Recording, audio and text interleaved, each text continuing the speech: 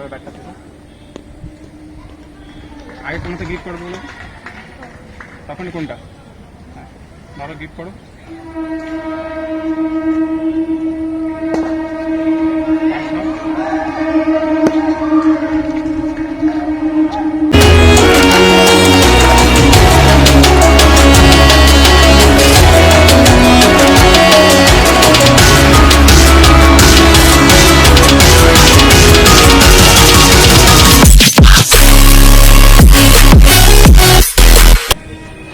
সব থেকে most important যেটা হচ্ছে সেটা হচ্ছে ব্যাটিং গ্রিপ।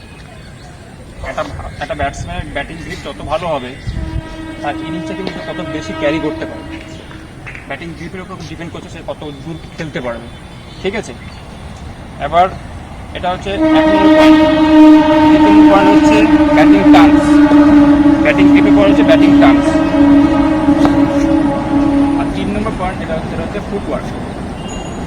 ঠিক আছে, ব্যাটিং গ্রিপ ফার্স্ট, দ্বিতীয়টা হচ্ছে ব্যাটিং টার্নস, আর তৃতীয়টা হচ্ছে ফুটওয়ার্ক, আর 4 নম্বরটা হচ্ছে বলের উপর ফোকাস।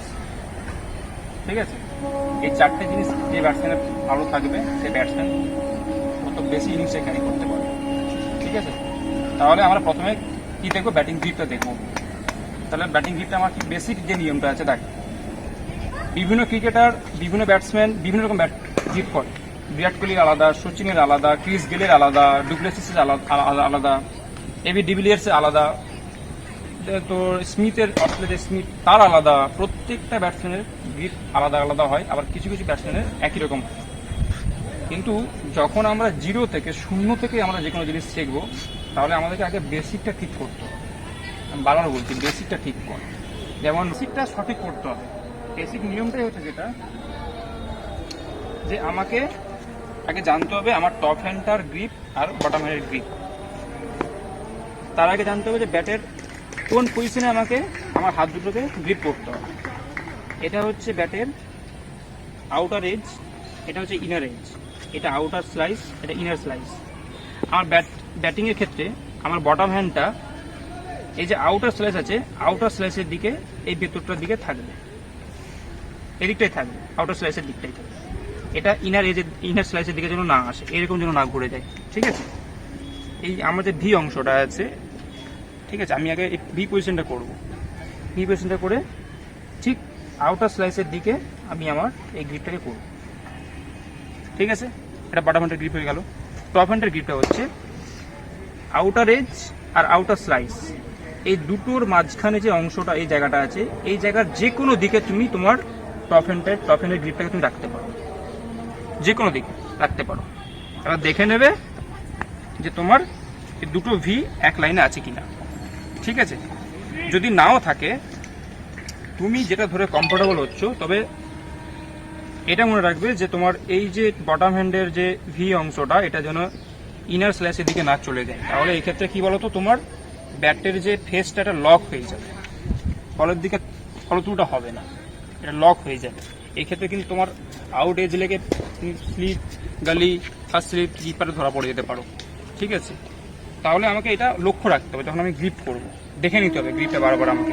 যখন তুমি শিখবে, নতুন জিনিস শিখছো, অভ্যাস হয়ে গেলে সেটা তুমি তোমার আন্দাজে করতে পারবে। কিন্তু আগে তোমাকে অভ্যাসটা করতে হবে, বারবার তোমাকে দেখে নিজেকে ঠিক করে নিতে হবে। প্রত্যেকবারে বল করতে যাওয়ার আগে, রেডি হওয়ার সময় তোমাকে নিজেকে রেডি হয়ে যেতে হবে, ব্যাটিং গ্রিপটা ঠিক করে দিয়ে দেন টার্নস, ব্যাটিং টার্নস। ঠিক আছে, তাহলে তোমাকে কি বললাম আমি, টপ হ্যান্ডটা আমাকে এই হচ্ছে আউটার এজ আর আউটার স্লাইসের যে কোনো জায়গায় আমি আমার টপ হ্যান্ডের যে ভি অংশটাকে সেখানে নিয়ে রেখে আমি গ্রিপ করব।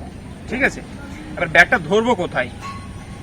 ব্যাটটা যদি আমি খুব নিচের গলায় ধরি, তাহলে আমি ব্যাটের ব্যালেন্সটা পাবো, ড্রাইভ শট করতে পারবো। কিন্তু আমি জোরে যখন ব্যাটটা যে ফলফুলটো দিয়ে যে আমি জোরে শট খেলবো, এই ক্ষেত্রে কিন্তু আমি জোর পাবো না।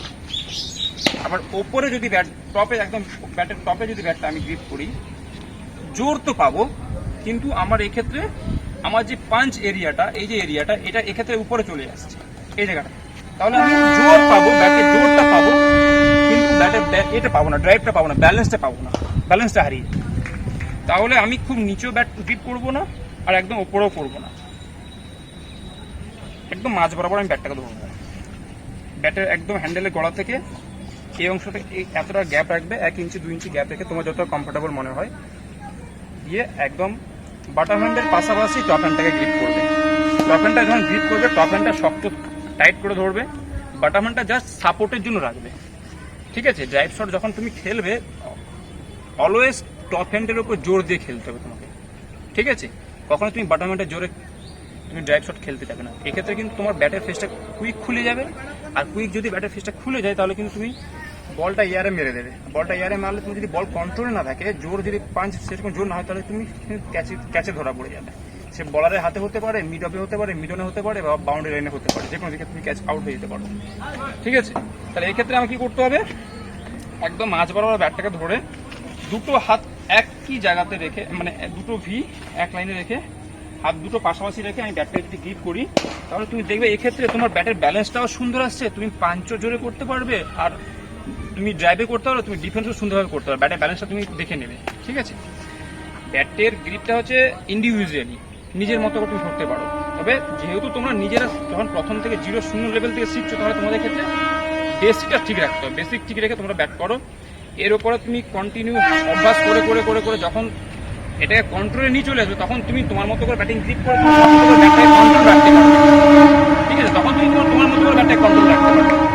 যেহেতু তোমাদের এখন ব্যাট কন্ট্রোলে নেই, তাহলে তোমাকে বেসিকটা সঠিক করতে হবে। বোঝা গেল? তোমার বেসিকটা সঠিক রেখে তোমায় কিন্তু খেলতে হবে, বেসিক উপর ধ্যান দিয়ে। যখন বেসিকটা কন্টিনিউ করতে করতে তোমার অভ্যাস হয়ে যাবে, অভ্যাস যখন পরিণত হয়ে যাবে, যখন নিজের কন্ট্রোলে চলে আসবে, তখন তুমি তোমার মতো করে যদি ব্যাটিং গ্রিপ করো, তোমার মতো করে তুমি শর্টস খেলো, তাহলে এক্ষেত্রে তোমার কোনো বাধা নেই, কারণ সেটা তোমার আয়ত্তে চলে আসবে। যতক্ষণ না আয়ত্তে আসছে ততক্ষণ তুমি তোমার বেসিকটা সঠিক রেখে শর্টগুলো করে খেলার চেষ্টা করো। ঠিক আছে, তাহলে ব্যাটিং গ্রিপটা কিন্তু মোস্ট ইম্পর্টেন্ট, বারবার বলছি। একটা ভালো ব্যাটসম্যানের ক্ষেত্রে ব্যাটিং গ্রিপটা যত ভালো হবে, সে তত বেশি বলের উপর কন্ট্রোল রাখতে পারবে এবং ইনিংসটাকে মনে ক্যারি করতে পারবে। ঠিক আছে, তুমি ব্যাটিং গ্রিপ যদি ভুল করো, ধরো তুমি একটা হাত একটা গ্রিপটাকে তুমি ধরো একটা ভি তুমি ইনার স্লাইসের তুমি বাইরে রেখেছো, এভাবে রেখেছো, এভাবে গ্রিপ করছো, আর একটাকে আউটার স্লাইসের বাইরে রেখেছো, এদিকে রেখেছো, রেখে এইভাবে ব্যাটটা ধরছো। অনেক ক্ষেত্রে অনেকে ব্যাটসম্যান দেখবে এইভাবে ব্যাটটা ধরে। এক্ষেত্রে কি বলতো, তোমার যদি কন্ট্রোল না থাকে, তুমি খেলতে গেলে দেখো অটোমেটিকলি আমার ব্যাটটা কিন্তু ভেতর দিকে ঢুকে গেছে অলরেডি। বলটা যদি তোমার এইভাবে একটা আউটসুইং বলার যদি বল করে, ব্যাটের ফেসটা যদি আমার পুরো আগে থেকে লক হয়ে যায়, বন্ধ হয়ে যায়, তাহলে এই ক্ষেত্রে কিন্তু আমি এজ লাগাতে পারি। দেখো ব্যাটটা অটোমেটিক ঘুরে গেছে, ড্রাইভ শট যখন খেলবে তখন ব্যাটটা অটোমেটিক ঘুরে যাচ্ছে। ঠিক আছে, তাহলে কিন্তু আমি যদি পারফেক্টলি গ্রিপ করে যদি আউটসুইং বলারটাকে একদম জায়গায় গিয়ে ব্যাটের ফেসটা খুলে যদি আমি খেলতে পারি, তাহলে এই খেলে আমি কিন্তু বলটা অনেক কন্ট্রোলে খেলতে পারবো। বোঝা গেল? তাহলে ব্যাটের গ্রিপটা, ব্যাটিং গ্রিপ কিন্তু মোস্ট ইম্পর্টেন্ট, এদিকে তোমাকে ধ্যান দিতেই হবে। ঠিক আছে, তুমি চেষ্টা করো ব্যাটিং গ্রিপটা ঠিক করার জন্য। আর এটা কন্ট্রোলে এসে গেলে তারপরে ব্যাটিং টার্মসটা কন্ট্রোল নিয়ে আসবে, দেন ফুটওয়ার্কটা আসবে। ঠিক আছে, এই 4-5টা জিনিস কিন্তু মনে রাখতে হবে। এই 4-5টা জিনিস যদি আয়ত্তে নিয়ে আসতে পারো, তোমার অনেক বড় বড় জিনিস তুমি ক্যারি করতে পারো। জাস্ট থিঙ্কিং করো, মাথায় ঢোকো আমাকে কি করতে হবে, আমার কাজটা কি। ঠিক আছে, বলার বল করতে যে রেডি হচ্ছে, ও যখন হেঁটে যখন তার জায়গায় পজিশনে পৌঁছাচ্ছে, তার আগে তোমাকে batting grip, batting turns and ফোকাসটা কিন্তু তৈরি করে নিতে হবে পারফেক্ট।